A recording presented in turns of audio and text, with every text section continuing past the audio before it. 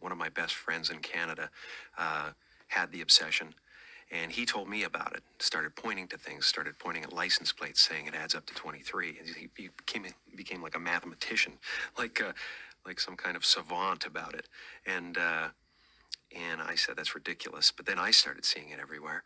And finally, it ended up kind of culminating in realizing that the 23rd Psalm was about living without fear. And so that's why I changed the name of my company to that.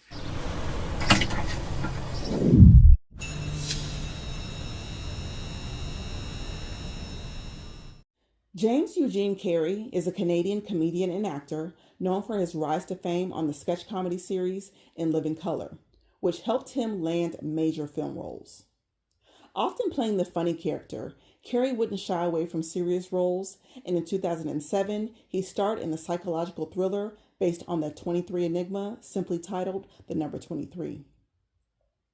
The concept of the enigma suggests that the number 23 appears with unusual frequency in various contexts and may have a larger hidden significance. The first person cited to believe in the 23 enigma is William S. Burroughs, author of Naked Lunch and the Nova trilogy. According to Burroughs, he had known a certain Captain Clark around 1960 in Tangier, who once bragged that he had been sailing 23 years without an accident. That very day, Clark's ship had an accident that killed him and everybody else on board. Furthermore, while Burroughs was thinking about this crude example of irony of the gods that evening, a bulletin on the radio announced the crash of an airliner in the state of Florida. The pilot was another Captain Clark, and the flight was Flight 23. Burroughs was deep into magic and occult since a child, insisting we live in a magical universe. He explains, quote, "In the magical universe, there are no coincidences and there are no accidents. Nothing happens unless someone wills it to happen. The dogma of science is that the will cannot possibly affect external forces, and I think that's just ridiculous. It's as bad as the church. My viewpoint is the exact contrary of the scientific viewpoint. I believe that if you run into somebody in the street, it's for a reason. Among primitive people, they say that if someone was bitten by a snake, he was murdered, and I believe that," end quote. He states further, quote, "Since the word magic tends to cause confused thinking, I would like to say exactly what I mean by magic and the magical interpretation of so-called reality. The underlying assumption of magic is the assertion of will as the primary moving force in this universe.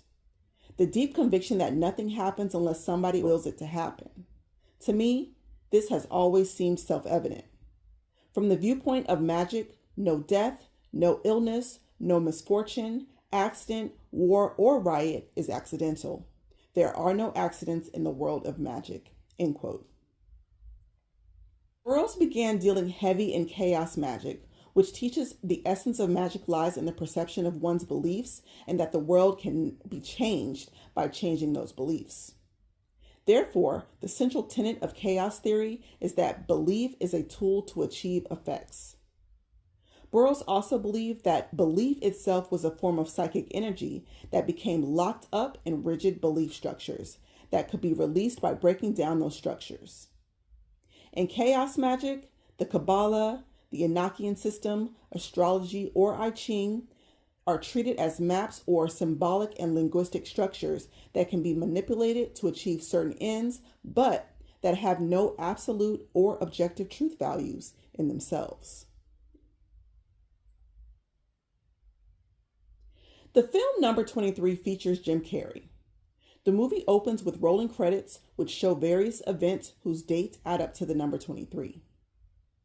As the scene begins, Carrey is sitting in his animal control truck where he begins reminiscing on the date December 23rd, which he mentions that there are 2 words he wants on his tombstone.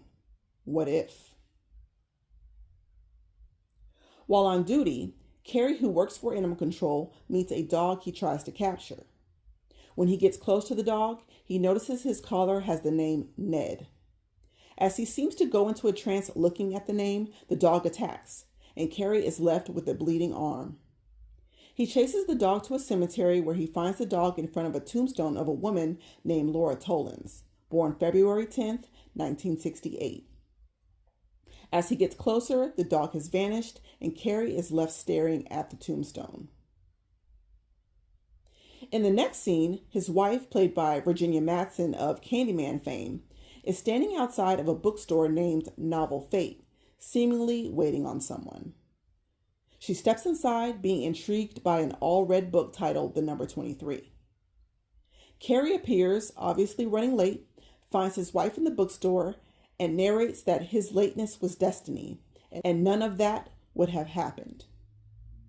The that he speaks of hasn't been revealed yet.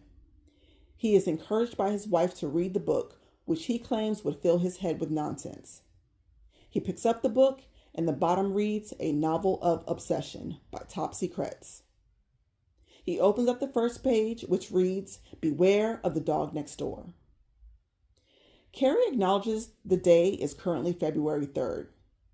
His next words being, quote, I am living proof of the fallacy of astrology, end quote, as he and his wife go to celebrate his birthday at a house party.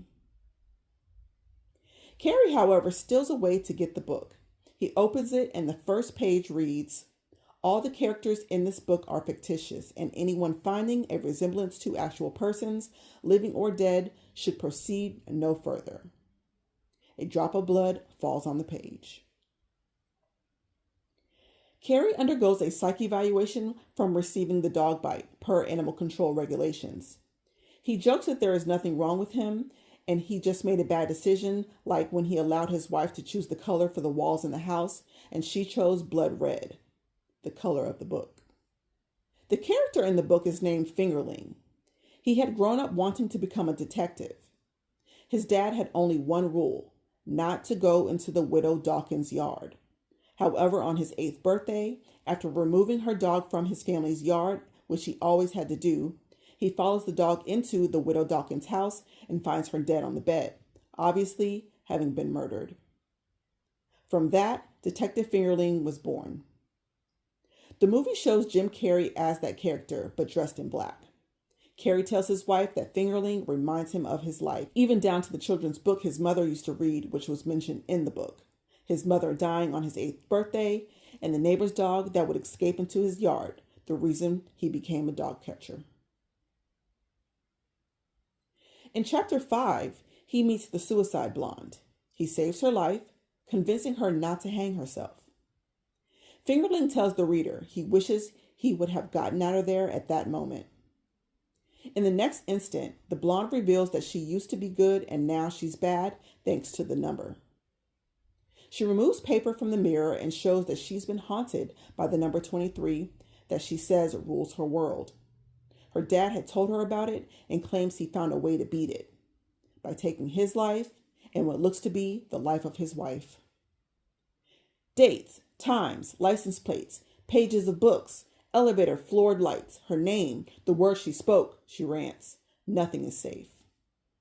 To calm the blonde down, Fingerling tells of his uncle who read in the stars that he would marry a woman in red, so he searched for her, found her, and married her. She divorced him and took everything he had. His uncle went back out looking for another woman in red, believing he had just found the wrong one. The blonde replies sarcastically, Is that supposed to make me feel better? Fingerling leaves, thinking he did a job well done. As he reaches the street, the blonde comes hurling down, having committed suicide by jumping from the building right in front of him. Carrey's character then begins writing on the walls of his own home, having deduced everything in his life to the number 23. He becomes obsessed, having nightmares and insomnia. He thinks he's like Fingerling, for which his wife disagrees. She lets it slip that Fingerling becomes a murderer in the book. One day, she finds Carrey's character fast asleep on the couch. She finds scribbling on his wrist reading Agatha, her name, crossed out, and underneath, kill her. Agatha calls her friend, a professor who speaks with Carrey, agreeing that the number 23 does appear in many instances, but calls it magical thinking. You're looking for the 23, so you're finding it. Well, conspiracy buffs would say, of course. After all, the world spins on an axis of 23 degrees. When you tell them it's actually 23.5, they say 5 is simply 2 plus 3. 23 is very good at this particular game. Game? Yeah, paranoia. There's a fair bit of literature on the 23 enigma. There is. There are 23 axioms to Euclid's geometry. The human body consists of 46 chromosomes, 23 from each parent. Blood takes 23 seconds to circulate. The Mayans believed the end of the world would occur December 12, 2012. 20 plus 12 is? 23 reversed. Or 20 plus 1 plus 2. Fingerling's murders begin when he begins dreaming of killing the woman he loves. One day he sees her kissing his friend, who in the book looks like his wife's friend, the professor. At the same time, Carrey's character goes to visit his wife at a bake shop, only to find it closed and her and the professor talking. The next scene shows Carrey turning over to the clock reading 11:11, which quickly turns to 11:12. He gets out of bed only to find himself at the kitchen sink. When he goes to wash his hands, he realizes they are bloody. He returns to the bedroom to find a bloody knife in the bed, and pulling back the covers, his wife is also covered in blood. It was all a dream. In real life, he turns over and the clock reads 11:11 and quickly changes to 11:12. Carrey runs out of the house to stay at a hotel for the night. He reads the end of the book, which doesn't go beyond chapter 22. Fingerling had killed his lover, and another man had taken the fall. Fingerling, who also had escaped to a hotel in the book, is seen throwing the window open and standing on the ledge. Carrey is left wondering if the number 23 claimed another life. Carrey, hearing a dog bark outside, looks out to find Ned and chases him again to the cemetery, where this time you can also see the date that Laura Tollins dies, February 10th, 1991, meaning she died at 23. It is later revealed that Carrey was in fact the murderer of Laura Tollins, which he was having an affair with, and killed her upon learning she was too having an affair. He is also the actual writer of the book. The 23 enigma is said to be based on the law of fives. 2 plus 3 equals 5. In Chinese traditions under the name wuxing, translated as 5 moving ones, 5 circulations, 5 types of energy, 5 elements, 5 transformations, 5 phases, or 5 agents. It originally related to the 5 planets, from brightest to dimmest, Venus, Jupiter, Mercury, Mars, and Saturn, who along with the sun and moon were the creative forces of earthly life. Moving is shorthand for planets, which was known to the Chinese as moving stars.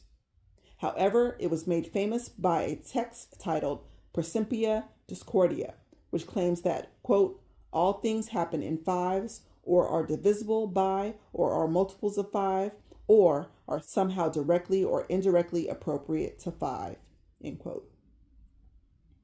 In these works, 23 is considered lucky, unlucky, sinister, strange, sacred to the goddess Eris, or sacred to the unholy gods of the Cthulhu mythos. Essentially, the theology in Discordia is that both order and chaos are man-made concepts, and that to believe that either is more true than the other is an illusion. This idea is symbolized by the sacred cow. The sacred cow represents pure chaos, the metaphysical grounding of all that is. Jim Carrey has expressed the effects that the number 23 has had on his life, as well as being an outspoken advocate of the law of attraction. In an interview with Oprah Winfrey on February 17, 1997, he revealed that as a struggling actor, he would use visualization techniques to get work. He also stated that he visualized a $10 million check given to him for acting services rendered. Obviously, you knew somewhere inside yourself that you were destined to be famous, because I think it's really a marvelous thing, that visualization thing you did. Do y'all read about this or hear this? That you used to go up on Mulholland Drive and park every night and visualize seeing yourself as... Yeah, I would visualize, This is when you were broke and poor. You know, right, having directors interested in me and people that I respected, saying, I like your work or whatever that is, and I would visualize things coming to me that I wanted or whatever. This was in like 1987, 85, yeah. And I had nothing at that time, so it was like, but it just made me feel better. It made me, at that time, all it really was for me was kind of making me feel better. I would drive home and think, well, I do have these things, and they're out there. I just don't have a hold of them yet, but they're out there. Okay, so you would get this from what, self-help books or whatever? Yeah, self-help section. Self-help section. They've renamed it the Jim Carrey wing. So didn't you write yourself a check? I heard that you did. Is that true? I wrote myself a check for $10 million for acting services rendered, and I gave myself 5 years, or 3 years maybe, and I dated it Thanksgiving 1995, and I put it in my wallet, and I kept it there, and it deteriorated and stuff, but then just before Thanksgiving 1995, I found out that I was going to make $10 million on, I think it was Dumb and Dumber, maybe. Dumb and Dumber, yeah. So you visualize yourself like... He also admitted to practicing transcendental meditation. In 2009, Carrey appeared alongside Eckhart Tolle, sharing that through studying Tolle's teachings, he had a spiritual experience. Quote, I was no longer a fragment of the universe. I was the universe. And Jim Carrey told reporters he was so captivated by the 23 Enigma, even before reading the script, that he renamed his production company from Pitbull Productions to JC23. According to Carrey, he was reading a book about Psalms 23 when he was first given a copy of the screenplay to review. He said he asked a friend to read the script, and an hour and a half later, he was on page 23, circling every 23rd word. That's the kind of thing I want to do to the audience, he says. When he discovered that the first page of the script involved a lead character trying to capture a pit bull, he was so freaked out, given the change in name of his production company. The circling of every 23rd word is also a technique seen in the movie, but unbeknownst to the audience, it is a real practice from chaos magic called cut-up technique, whereby written text is cut up and arranged to create a new text. Of the technique, Burroughs stated that, quote, the cut-ups are not for artistic purposes, but rather political warfare, scientific research, personal therapy, magical divination, and conjuration, end quote. The essential idea being that cut-ups allow the user to, quote, break down the barriers that surround consciousness, end quote. He goes further to say, I would say that my most interesting experience with the earlier techniques was the realization that when you make cut-ups, you do not simply get random juxtapositions of words, that they do mean something, and often that these meanings refer to some future event. I've made many cut-ups, and then later recognized that the cut-up referred to something that I later read in a newspaper or a book, or something that happened. Perhaps events are pre-written and pre-recorded, and when you cut word lines, the future leaks out. In 2015, Carrey's on and off girlfriend, Catriona White, who was also married, died of a drug overdose, which was ruled a suicide by the Los Angeles Medical Examiner. The note she left behind detailed that Carrey had given her an STD and therefore tainted her life and future relationships. A year later, her husband would file a wrongful death suit claiming that Carrey had used his immense wealth and celebrity status to illegally obtain and distribute prescription drugs involved in White's death. The following month, her mother would also file a suit for wrongful death. Both cases were dismissed in 2018. According to her age when she wrote the note, Catriona was 27. 7 minus 2 equals 5. Herein lies the dangers of numerology, angel numbers, and other tools used for divination. Your life becomes a self-fulfilling prophecy. In this phenomena, people tend to act the way that they have been expected to in order to make the expectations come true. Although that may seem like a good thing, in instances where good fortunes are predicted, it leads to confirmation bias when fortunes are bad. That is the tendency to favor information that supports one's existing beliefs while ignoring or dismissing evidence that contradicts them. Remember the play and movie Carmen? a plot about a woman who received a tarot card reading foretelling her death. The play was created in 1875, then became a musical film adaptation featuring Dorothy Dandridge and Harry Belafonte in 1954. However, in 2001, Robert Townsend directed Carmen, a hip opera, with Beyonce playing Carmen Brown.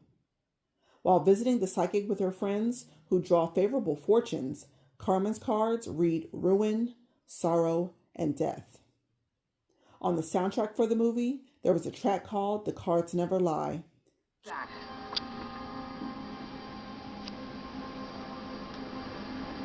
Death? I think you need to reshuffle those cards. I don't even trip on those cards, yo.